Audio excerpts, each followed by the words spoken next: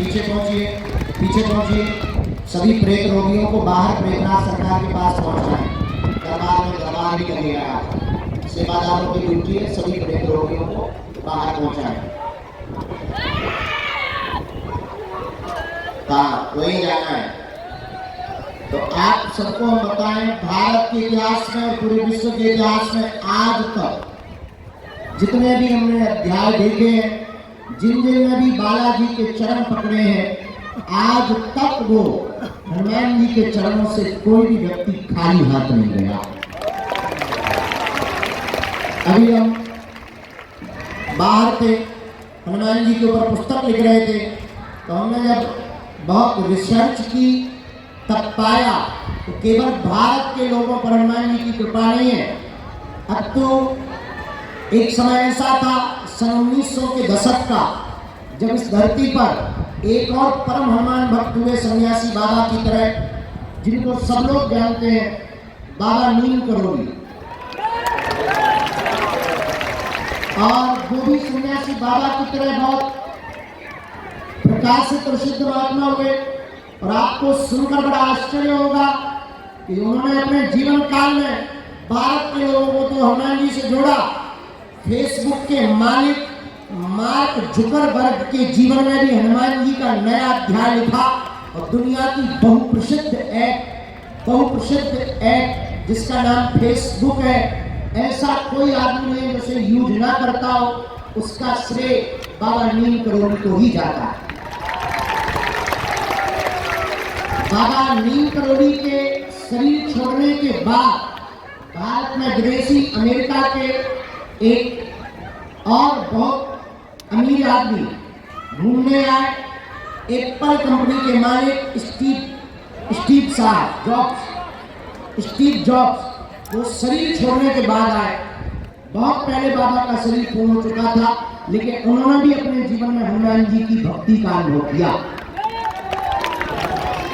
ऐसे हम आपको लाखों दान दे सकते। मध्य प्रदेश के नलखेड़ा के पास में जहाँ पीताम्बरा माता है, नलखेड़ा, वहां पर एक हनुमान जी का मंदिर है, जहाँ इंग्लैंड के लंदन का रहने वाला अंग्रेज यहाँ पर अधिकारी बनकर आया था और उसने हनुमान जी की यहाँ भक्ति की और उसने अपने जीवन में साक्षात अनुभव देखा कि हनुमान जी महाराज उसके मुकदमा को लड़ने के लिए स्वयं वकील बन करके आए। और भारत के तो लाखों उदाहरण हैं। कभी हमको कोई सज्जन मिले, उन्होंने कहा कि हम घर से चले थे भागकर, छोटा बच्चा ही है 22-23 साल का, हमको कल मिला रात को बाहर, हम परिक्रमा लगा रहे थे तो देख रहे थे, वो बालक मिला, हमने पूछा क्या बात है, उसने कहा कि हम अकेले चले, घर से भाग कर आए क्योंकि उसके घर वाले नास्तिक हैं, वो हनुमान जी को या किसी भी प्रकार की बाबागिरी में पड़वाना नहीं चाहते। उसने कहा कि हम घर से भाग कर आए, जेब में फूटी कौड़ी नहीं, और उसका कहना है कि जब हमने फरीदाबाद में आकर बस पकड़ी तब एक बूढ़ा आदमी हमारे साथ दिल्ली काले खां तक आया, हमको 2000 रुपया भी दे गया, हमारी बस की टिकट भी करवा गया, न परिचय पूछा न पता बताया और वो रुपया देकर चला गया। वो बालक साथ कुशल बागेश्वर धाम आ गया। ऐसे में बहुत से उदाहरण पूरे भारत के देखे, ऐसे बहुत से उदाहरण हमने पूरी दुनिया के देखे कि कलयुग में एकमात्र देवता हनुमान जी है। और मेरे पागलों, अगर तुम हनुमान जी के चरणों को पकड़ लोगे, हनुमान जी की भक्ति को पकड़ लोगे, हम तुम्हें दावे के साथ कह सकते हैं दुनिया में कभी भी तुमको पीछे मुड़ करके नहीं देखना पड़ेगा। एक बहुत प्राचीन कहानी है, आज का दरबार शुरू करने के पहले उस कहानी से चर्चा शुरू करते हैं। एक बहुत प्राचीन कहानी है, आप लोगों ने उस कहानी को पढ़ा होगा किताबों में, बेताल पच्चीसी। बेताल पच्चीसी नाम की एक बहुत पुरानी पुस्तक है जिसमें वीर विक्रमादित्य और बेताल की 25 कहानियां हैं। वैसे तो पढ़ने वालों ने अपने अपने हिसाब से उसका आकलन किया। उसे मनोरंजन की दृष्टि से पढ़ोगे तो मनोरंजन है, और ज्ञान के तल पर पढ़ोगे तो बेताल 25 में भी ज्ञान भरा पड़ा है। बेताल 25 की एक कहानी है कि वीर विक्रमादित्य के दरबार में एक दिन एक फकीर आता है और एक जंगली सा फल वीर विक्रमादित्य को देता है। वीर विक्रमादित्य राजा की रोज आदत, वो प्रातः काल लोगों को मिलता था, लोगों से उपहार देते थे। वो अपने बगल में खड़े हुए दरबारी का मंत्री उसे सौंप देते थे। एक रोज एक फकीर आया, उसने वह जंगल का पुराना सा फल दिया। वीर विक्रमादित्य ने मुस्कुराकर उसे स्वीकार कर लिया, कुछ बोला नहीं। उसे लगा कोई जंगली फल है, वैसे भी ये महात्मा है, क्या खाक देंगे, पर ये महात्मा को यहाँ तक भटकने की भी क्या जरूरत है, ये फल देने की भी क्या जरूरत है, वही रहते जंगल में, कोई बात नहीं। मनी मन वीर विक्रमादित्य ने मुस्कुरा के वो फल को अपने दरबार के मंत्री जो बगल में खड़ा था असिस्टेंट उसको दे दिया। और आप ताज्जुब करेंगे कि ना उस महात्मा ने कुछ कहा, ना वीर विक्रमादित्य ने कुछ कहा, और 10 वर्ष तक लगातार वो महात्मा प्रतिदिन आता था, रोज एक फल देता। वीर विक्रमादित्य व्यस्त थे, सम्राट थे, राजा थे, इसलिए कुछ बोले नहीं। और महात्मा भी बहुत ऊंचा हुआ था, बहुत ऊंचा था, वो भी कुछ बोला नहीं। प्राय गुरु कुछ बोलते नहीं है, गुरु अपने शिष्य के पात्र का आकलन करते हैं कि ये कब जागेंगे। और तुम्हारी जिंदगी भी ठीक राजा वीर विक्रमादित्य की तरह है कि गुरु तुम्हारे सामने बहुत से शब्दों का फल देता है, लेकिन तुम हौसले ही नहीं हो, तुम खुमारी में हो। जैसे वो वीर विक्रमादित्य हौसला नहीं है, राज मद में चूर है, चकनाचूर है, वो अपनी मस्ती में मस्त है, वैसे ही तुम भी अपनी मस्ती में मस्त हो। और एक रोज एक घटना घटती है। घटना ये घटती है कि राजा वीर विक्रमादित्य सुबह सुबह खड़ा था और रोज की तरह 10 सालों से, कई 10 या सालों से वो महात्मा रोज आता, एक वही जंगल का फल देता और राजा को वही काम रोज दरबारी को दे देता। और आज फिर वही घटना घटी कि वो महात्मा वही फल लेकर के आया, राजा को दिया। राजा ने बगल में दरबारी को वो फल देने की बजाय ठीक लेफ्ट साइड में वायु पर एक पालतू बंदर बैठा था, उसको वो फल दे दिया कि तू भी खा। 10 सालों से दरबारी को दे रहे हैं, पर आज तू खा। और राजा आश्चर्यचकित हुआ कि जब उस बंदर ने उस फल को खाया तो फल खाते खाते उसके मुंह में कटाक की आवाज आई और इतना बड़ा चमचमाता हीरा डायमंड उस फल के बीच से निकला कि राजा वीर विक्रमादित्य चौंक गया। आज तक इतना बड़ा हीरा, इतनी बेशकीमती रत्न हमने देखा ही नहीं और उसके खजाने में भी नहीं था। राजा चौंक गया। दरबार में मंत्री को तुरंत बुलाकर कहा कि ये महात्मा 10 सालों से लगातार आ रहे हैं, इनके दिए हुए वो बाकी फल कहां हैं, क्या तुमने खोल कर देखे? उस मंत्री ने कहा कि हमने तो एक भी खोल कर नहीं देखे, पर सम्मान मिलता था तो एक तल घर में डाल देते। राजा ने कहा जल्दी चलो। जाकर के जब तल घर को खोला तो दुर्गंध से भरा था, क्योंकि फल सड़ चुके थे। लेकिन आश्चर्यचकित वाली बात यह थी कि जितने फल सड़ चुके थे उतने बीच में चमचमाते हुए हीरे पड़े हुए थे।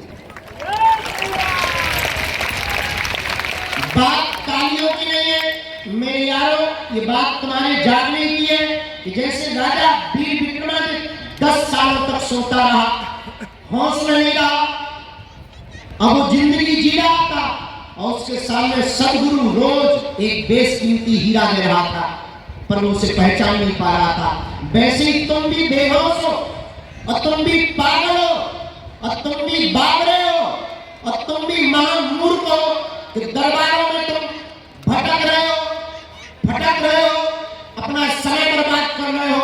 और तुम्हारे सामने वर्तमान में अभी इसी वक्त हनुमान जी जैसा कोहिनूर है, तुम उस कोहिनूर को छोड़ करके चमत्कारों के चक्कर में पड़े हुए हो। ये भी तुम्हारी मूर्खता है और इससे ये सिद्ध होता है कि तुम हौसला नहीं हो, इससे ये सिद्ध होता है कि तुम सोए हुए आदमी हो, इससे ये सिद्ध होता है कि तुम सिर्फ चमत्कार के पीछे पागल हो, इससे ये सिद्ध होता है कि तुम्हें हनुमान जी के नाम का कोई लेना देना नहीं है, तुम्हें हनुमान जी से भी कोई लेना देना नहीं है, तुम्हें केवल अपने काम से लेना देना है। और अगर तुम्हें केवल अपने काम से लेना देना है तो तुम ठीक वीर विक्रमादित्य राजा की तरह सोए हुए बुजुर्ग इंसान हो। पर याद रखना, वीर विक्रमादित्य तो 10 साल में जाग गया था, शायद तुम तो 10 पीढ़ियों में भी अभी तक जाग नहीं पाए। तो शायद तुम अभी भी सोए हुए हो, इसलिए मेरी बात मानो। ये बात तुमको बहुत कड़वी और खरी लग सकती है, पर याद रखना, तुमसे ज्यादा भपोल समझ वाला इस दुनिया में कोई नहीं है, क्योंकि तुम्हें हर महीना नया गुरु चाहिए, नया भगवान चाहिए, नया चमत्कार चाहिए और तुम बिना अनुष्ठान के, बिना भजन के, बिना शक्ति बल के तुम दूसरे गुरु से चमत्कार पाना चाहते हो, और तुम्हारी जिंदगी में ये कभी घटित होने वाला नहीं है। याद रखना, राम हो, कृष्ण हो या गौतम बुद्ध, सबको लड़ने पड़ते हैं अपने अपने युद्ध। इसलिए आज अगर तुम्हारी बात हमारी समझ में आ जाए और हमारी बात तुम्हें समझ में आ जाए, ये तो तय है, सबको नहीं समझना है, पर कुछ भी अगर समझ जाएंगे तो शायद तुम्हारी जिंदगी का एक नया अध्याय लिख सकता है, तुम्हारी जिंदगी की एक नई क्रांति लिख सकती है। याद रखना, हम भी तुम्हारी तरह इस दरबार में कुछ मांगने आए थे, हम भी तुम्हारी तरह याचना करने आए थे। कल हमारे बीच में हमारे बहुत प्रिय मित्र और भारत के बहुत ही एजुकेटेड मैन, वर्तमान में मेंबर ऑफ पार्लियामेंट है, वो हमसे मिलने आए और वो टीवियों पर बहुत ललकार करके खूंखार ग्लोबली तर्क रखते हैं, पूरे विश्व का बहुत नॉलेज रखते हैं, ज्ञान रखते हैं। ऐसे हमारे प्रिय मित्र सुधांशु त्रिवेदी जी आए थे। कल हम उनके साथ लगभग 2.5 घंटे तक बैठे और यही चर्चा चल रही थी कि भारत के लिए क्या करना चाहिए और हमें भारत को विश्व गुरु कैसे बनाना चाहिए। और हम दोनों मिलकर के बहुत कुछ घर्षण कर रहे थे, बहुत कुछ चर्चा कर रहे थे। तब हमने उनको बातों बातों में मंदिर पर ले गए। हमने कहा अगर तुम्हारी रजा हो तो मैं तुम्हारे साथ मंदिर जाना चाहता हूँ। हमने दर्शन भी नहीं किए थे, कल आए थे, दरबार में बैठ गए थे, उनके साथ मंदिर पर चढ़े। मंदिर पर जैसे ही चढ़े तो उन्होंने अचानक मुझसे पूछा कि यहाँ का राज क्या है और तुम्हारी जिंदगी में कब घटना घटी।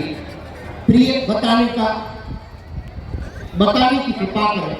हमने कहा मित्र, हमारी जिंदगी में जो भी घटना घटी वो यही घटी। और मंदिर के पास जहां पर अभी वर्तमान में आप लोग प्रवेश करते हैं उसके सामने हमारे दादा गुरुजी झोपड़ी बनाकर रहते थे। उनको बुंदेलखंड में बप्पा कहते हैं, आपकी भाषा में दादाजी कहते हैं, अंग्रेजी में ग्रैंडफादर कहते हैं। वो भी यहाँ बैठे थे। तुम जैसे याचना लेकर आए, तुम जैसे अर्जी लेकर आए, तुम जैसे समस्या लेकर आए, तुम जैसे निवारण पाने आए, तुम जैसे परेशान होकर आए, हम भी एक दिन तुम्हारी तरह यहाँ आए थे और हम भी कुछ मांगने ही आए थे। ये बिल्कुल भी मत सोचना कि हम कुछ डिफरेंट मांगने आए थे। हम भी तुम्हारी तरह, और हमारी सोच तो तुमसे भी घटिया थी। हमारी मांग ये थी कि 3 दिन से भोजन नहीं हुआ, पिताजी कुछ करते नहीं है। हमारी माँ ने हमें सिखा के भेजा था कि तुम्हारे दादा गुरुजी बहुत पहुंचे हुए इंसान है, चमत्कारी है, वो आंख बंद करके कुछ भी बता देते हैं। जरा जाओ, पूछ के आओ, जमीन का गड़ा हुआ अगर धन बता दे तो मजा आ जाएगा। और हम भी तुम्हारी तरह गए। तो हमने कल अपने मित्र को कहा, तो प्रिय मित्र, हमने अपने दादाजी से कहा, 9 वर्ष के थे हम, कि आपके पास तो बहुत बड़े बड़े एजुकेटेड लोग, बहुत बड़े बड़े, उस जमाने में एम्बेसडर का जमाना था, एम्बेसडर से बड़े बड़े IAS IPS और वर्तमान में भी उनके समय के जुड़े हुए जजेस, जुडिशरी के लोग आते थे। तो हमने कहा कि हमारी हालत बहुत बेकार है और हमने सुना है कि तुम जानते हो चमत्कार है, हम तुम्हारे नाती हैं, कुछ बताओ, जमीन का गड़ा हुआ धन, कुछ मजा आ जाए। तो दादा गुरु ने हंसते हुए कहा कि रात को आना। हमने माँ को जाके कहा कि बात बन गई, रात का समय मिला। और हमारे पिताजी तो हमसे बड़े वाले लालची। हमारे पिताजी बोले फावड़ा ले लो। हमने कहा तसला भी तो चाहिए, घर पे फावड़ा भी नहीं, तसला भी नहीं, पड़ोसी के घर से रख लिया। तब तक माँ हमारी और खतरनाक। माँ ने कहा खोदने वाली सब्बल भी तो लाओ। तब तक हमने कहा कि मान लो ज्यादा गहरे में धन हुआ, फिर पिताजी बोले JCB बुलाएंगे। तैयारी हो गई और अकेले रात को 9 साढ़े 9 बजे पगडंडी थी, कोई उजाला नहीं था, यहाँ जंगल था, बरसात की रात थी, टिम टिम टिम करके बारिश हो रही थी। बगल में ही जो तालाब है वो पहले भी था, तो ये भरा हुआ था और बहुत ज्यादा से जीव जंतु बोल रहे थे, मेढक बोल रहे थे, आवाजें तरह तरह की आ रही थी। और तरह तरह की आवाजों में हम अकेले पगडंडी में ऊपर झोपड़ी के पास पहुंच गए। दीपक जल रहा था, और वो सदगुरु हमारा बैठा था, ज्वाला जल रही थी, अग्नि जल रही थी, धुआं रमा हुआ था, लंबी दाढ़ी, ये बड़ी बड़ी आंखें और काल एकदम चमकदार चेहरा, दाढ़ी मूंछ भरी हुई, मुस्कुराता हुआ झूले पर बैठा हुआ हमारा सदगुरु बोला, आ गए? हमने कहा आ गए और फावड़ा भी ले आए। बोलो कहाँ खोदना? और सदगुरु तो सदगुरु है। मुस्कुराते हुए कहा नहाया है? उनका सुबह नहाया, अभी नहाओ। पुराना समय, बच्चे ही थे, 9 साल के थे। नीचे आए, हैंडपंप में स्नान किया, फटी हुई तौलिया थी, कपड़े एक जोड़ी थे, फटी हुई तौलिया बांध ली, ठंड लग रही थी, जाके धुना के पास तापने लगे। उसी रात 12:30 बजे हमारी जिंदगी में घटना घटी। हम धन मांगने आए थे, अर्जी लगाने आए थे, अर्जी लगवाने वाले बन गए। मांगने आए थे कि कुछ मिल जाए, हलवा मिला। बस 12:30-1 के करीब एक घटना घटी जो बताने वाली नहीं है। हमारी जिंदगी में जो धीरेन्द्र नाम का लड़का था वो उसी वक्त खत्म हो गया। धीरेन्द्र कृष्ण शास्त्री नाम का आदमी पैदा हो गया और कहानी बदल गई। हम भी तुम्हारी तरह याचना करने आए थे। हम बताना ये चाह रहे, अपनी आपकी बता करके हम तुम्हें आकर्षित तो बिल्कुल नहीं करना चाह रहे, ये याद रखना। क्योंकि हम तुम्हें ना तो आकर्षित करते हैं, ना हम तुम्हें बांधते हैं, ना हमारा ये भरोसा है कि हमारे पास भीड़ आए। हमारा भरोसा है कि तुम जहां जाओ वहां हनुमान जी के बन करके जाओ। ये तो तुम अपने दिमाग से निकाल देना कि हमें तुमसे कुछ चाहिए। मांगते कुछ है नहीं, जरूरत कुछ है नहीं और आवश्यकता कुछ है नहीं, और जो है वो हनुमान जी करवा देते हैं। मात्र हम तुम्हें जगाने आए। याद रखना, हम तुम्हें ना तो चमत्कार बताने आए, ना हम तुम्हें दरबार बताने आए, ना तुम्हारी मन की बात बताने आए।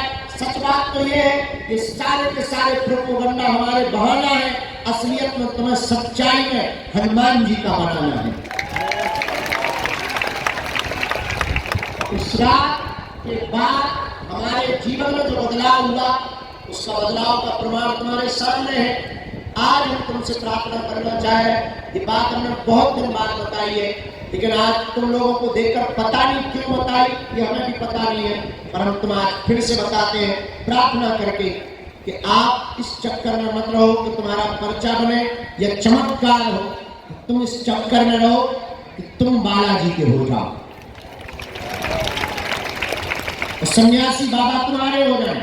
तुम्हें और हमें बालाजी दिखाई नहीं पड़ते हैं, पर कोई तो है जो हमें और तुम्हें देख रहा है। वो सन्यासी बाबा जिनके पास सब सामर्थ्यता है। तो आप दरबार में आए हो, 2 बातें हैं। अगर तुम सिर्फ तमाशा देखने आए हो तो तुम्हें तमाशा के अलावा कुछ नहीं दिखाई देगा। अगर तुम सिर्फ अर्जी लगाने आए हो तो सिर्फ अर्जी के अलावा तुम्हारे जीवन में और कुछ नहीं घटेगा। अगर तुम सिर्फ चमत्कार देखने आए हो तो तुम्हें यहां चमत्कार के अलावा कुछ नहीं दिखाई देगा। और अगर तुम हनुमान जी को पाने आए हो तो याद रखना, तुम जिंदगी के प्रत्येक पहलू को छू सकते हो।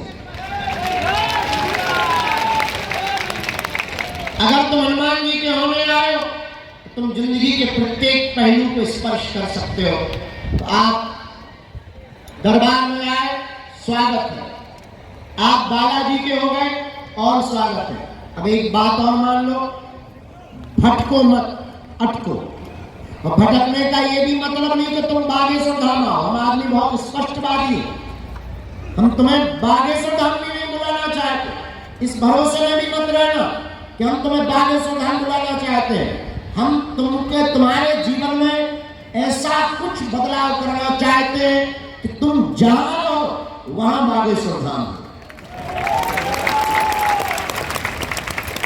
तुम जहां जियो वहां बात जियो, और तुम जहां जाओ तुम्हारे साथ साथ सन्यासी बाबा जाए।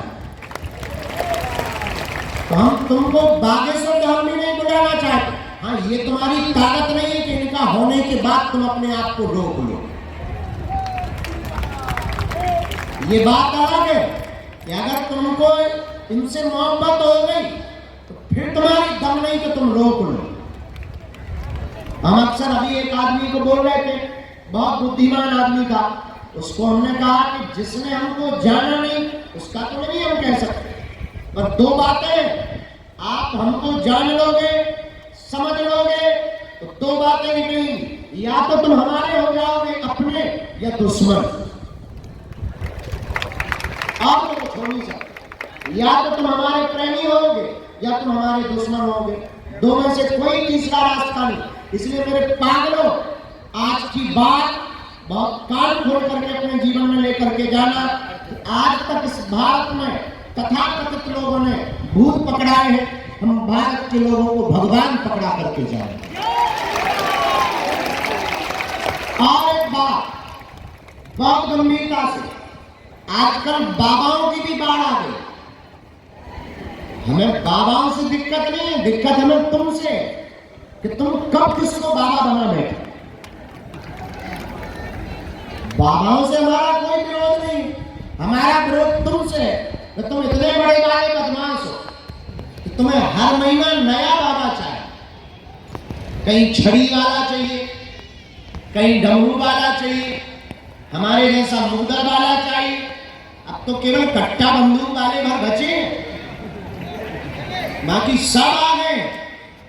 तो हम प्रार्थना कर रहे हैं कि आप हमारे भी चक्कर में मत पड़ो, हमारी भक्ति हमें